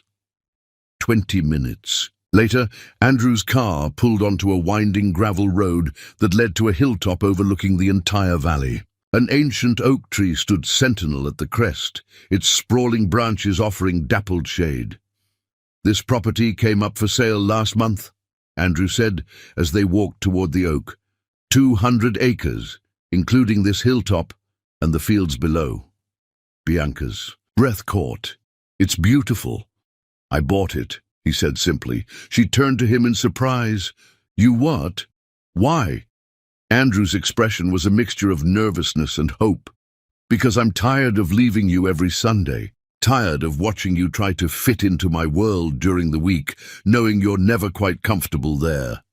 He gestured toward the panoramic view. From here, you can see your family's farm. The city is just 40 minutes in that direction. Understanding dawned slowly. You're thinking of building something here? I'm thinking of building a life here, he corrected gently. With you. From his pocket, Andrew withdrew a small box carved from wood. Bianca's heart began to race as he dropped to one knee before her. Home isn't a penthouse or a farmhouse or any physical place at all, he said, his voice steady but threaded with emotion. Home is where you are, Bianca. He opened the wooden box to reveal a ring, unlike any Bianca had ever seen, a stunning diamond set in a band that incorporated delicate strands of what looked like woven wheat. The band is made from sterling silver, infused with wheat strands from your family's first successful harvest, Andrew explained. I wanted something that represented both our worlds, beautiful but strong, elegant but rooted in the earth. Tears blurred Bianca's vision as he continued. I love you, Bianca, Peter. Your brilliance, your determination, your compassion. I don't want to choose between your world and mine anymore. I want us to create our own. He took a deep breath. Will you marry me? For a moment, Bianca couldn't speak, overwhelmed by the journey that had brought them here, from that humiliating interview to this hilltop proposal. Yes, she finally managed, her voice choked with emotion. Yes, I'll marry you. Relief and Joy transformed Andrew's face as he slid the ring onto her finger. When he rose to kiss her, Bianca poured all her love and hope for their future into the connection. "I was so afraid," she admitted when they finally broke apart. "Afraid that eventually we'd have to choose one world or the other, that our differences would tear us apart. They almost did," Andrew acknowledged, "but our differences aren't obstacles. They're our strength. You've changed how I see everything, Bianca. You've made me a better man, a better leader. And together, we're building something neither of us could create alone." Their agricultural program had already expanded to dozens of farms across 3 states, combining Bianca's innovative techniques with Vance Enterprises' resources. Rural communities were benefiting from sustainable methods that preserved both tradition and environment. It was a perfect fusion of their worlds, just like their relationship. "What about the board?" Bianca asked, remembering Eleanor Winter's warning. "Won't they object to their CEO marrying a farm girl?" Andrew's laugh was genuine. "Actually, our agricultural initiative has been so successful that the board has completely changed their tune. Eleanor Winters herself suggested I secure your long-term commitment to the company at our last meeting." That evening, they returned to the Peter farmhouse to share their news. Joseph Peter studied the unusual ring on his daughter's finger, then looked up at Andrew with new respect in his eyes. "Wheat from our first harvest," the older man said gruffly. "That shows you understand what matters to us." "It matters to me too now," Andrew replied simply. "Your daughter taught me that." As night fell, Andrew and Bianca slipped away from the house, walking hand in hand through fields illuminated by a full harvest moon. They stopped beneath a sprawling oak, its ancient branches creating a cathedral of leaves above them. "I have another surprise," Andrew said, pulling Bianca close. "I've set up a foundation that will help implement your agricultural methods on family farms across the country. The board approved it unanimously this morning. We're calling it the Peter Vance Rural Sustainability Initiative."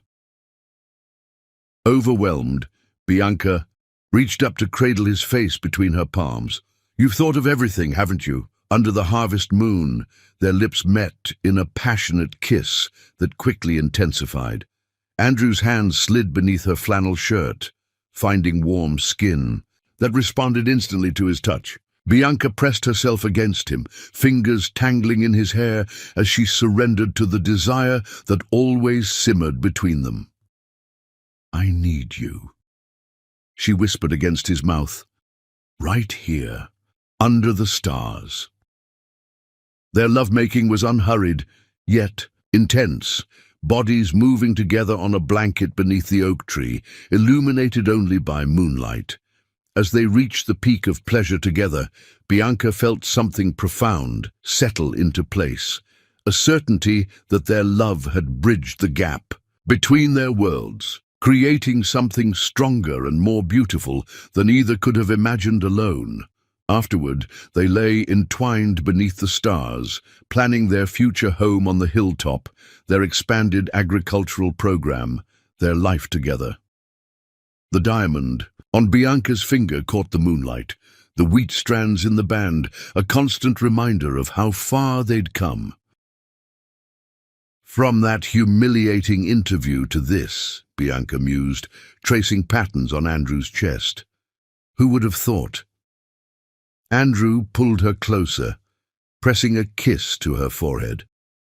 "I think we were always heading here, from the moment I first saw you. Some harvests just take time to reach their fullness." In the distance, the lights of her family's farmhouse mingled with the glow of the city beyond, no longer separate worlds but interconnected parts of the life they would build together. Perfect harvest of love. Thanks for watching!